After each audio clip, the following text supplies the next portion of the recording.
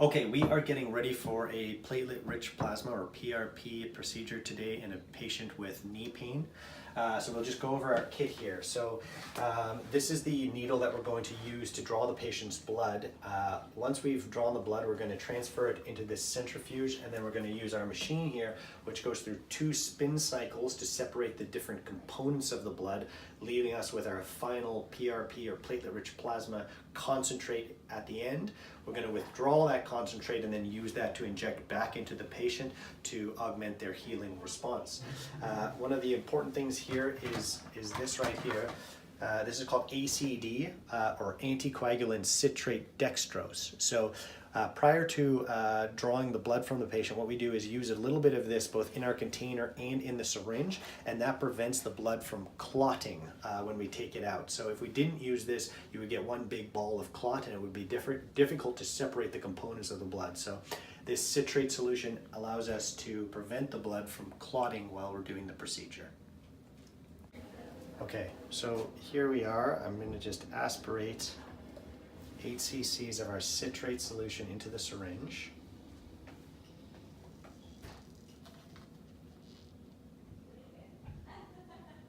Good, that's perfect.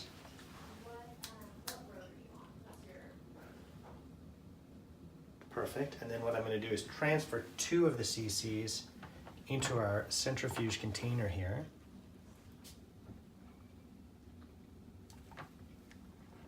And that leaves us with 6 cc's here that's ready for the patient. So this is the needle we're going to get. We've got about 6 cc's of the citrate solution to prevent the blood from clotting, and we're going to fill that with a remainder, so about 54 milliliters of the patient's own blood, which we're going to use to produce our platelet-rich plasma solution. So this is our blood drawing procedure. We just do a standard blood draw here. We get the patient to be well hydrated coming in. And then we're going to take, as we had specified there, about 55 cc's of whole blood.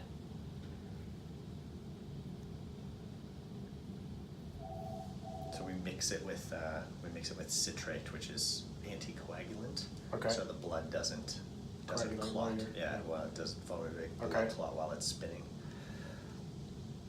Okay, so now we've got our 60 cc's of whole blood. We're going to transfer the whole blood into our centrifuge container.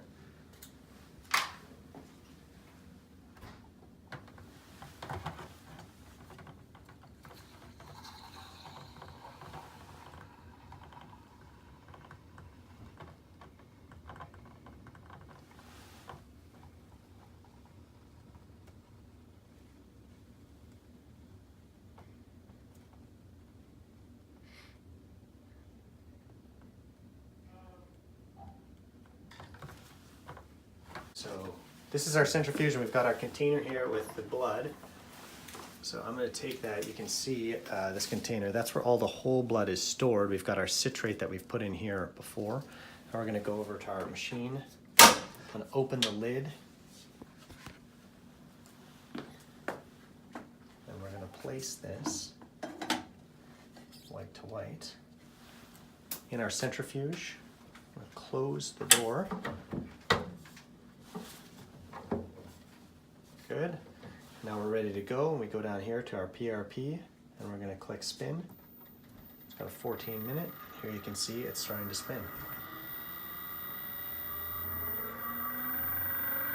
We're done with the spinning. I'm just going to open this up. So this is our spin. So what you can see here is that we've separated the components of the blood. So that's the plasma level. This is the whole blood, or the red blood cells in there. And this is what we have is 2 levels. You can see this is the platelet poor plasma is right here. Then you have what we call the buffy coat. You can see that little white line there. That's where the platelet rich plasma is. So what we're going to do is discard the majority of this, and then we're interested in this layer down here below. And that's what's going to be injected back into the patient. So what we do is put this down. First use this first syringe here, which has this little buffer on it.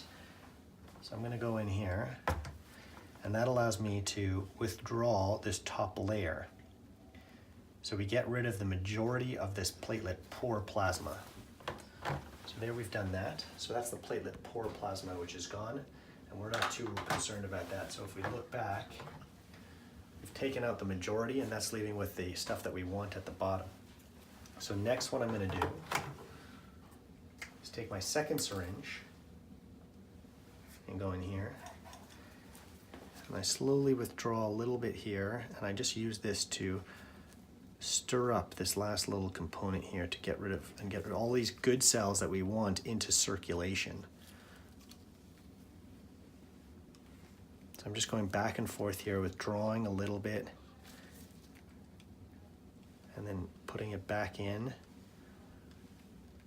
mixing all of these good cells up. And finally what I'm going to do is withdraw the rest of this. And that's got all the cells we want.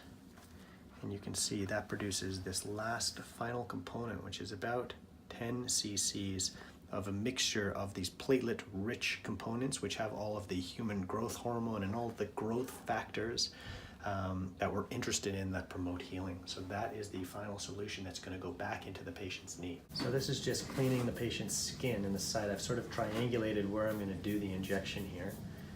So I use a couple of these alcohol swabs, which kill any germs on the skin.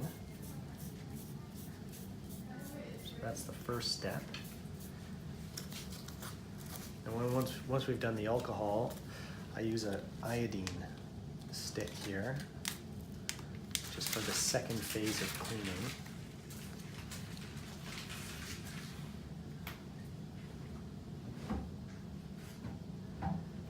And we use this right around the skin where we're going to go in, and this is obviously to prevent infection. Final step here, so this is the area. We're just going to tell the patient to relax, a little pinch. Good. Woo.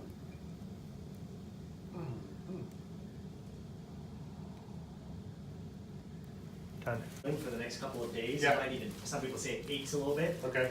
No anti-inflammatories. Okay? No anti-inflammatories. None. The Yeah. only thing you can take is Tylenol. Okay. You take 2 extra strength Tylenol every 6 hours. Okay. And you can ice your knee. Okay. Okay? So that's it.